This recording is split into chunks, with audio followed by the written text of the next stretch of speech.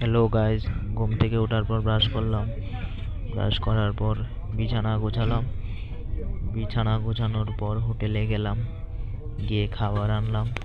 খাবারগুলো প্যাক করছে, তারপর প্যাকিং করে দিল। সেগুলোকে নিয়ে খাবারগুলো বাড়িতে নিয়ে আসার সময় চাঁদা দিয়ে আসলাম।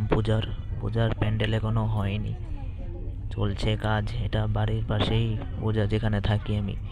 তারপর এসে রেডি হলাম, খাবার দাবার খেয়ে রেডি হওয়ার পর জামা কাপড়গুলো গোছালাম। বাড়িতে আসবো সেজন্য গোছানোর পর বেরিয়ে আসলাম ঘর থেকে।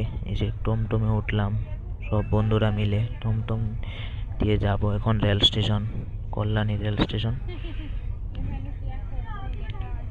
এই হচ্ছে রেল স্টেশন। আজকে রবিবার, এও পুজোর সময় খুব ভিড়।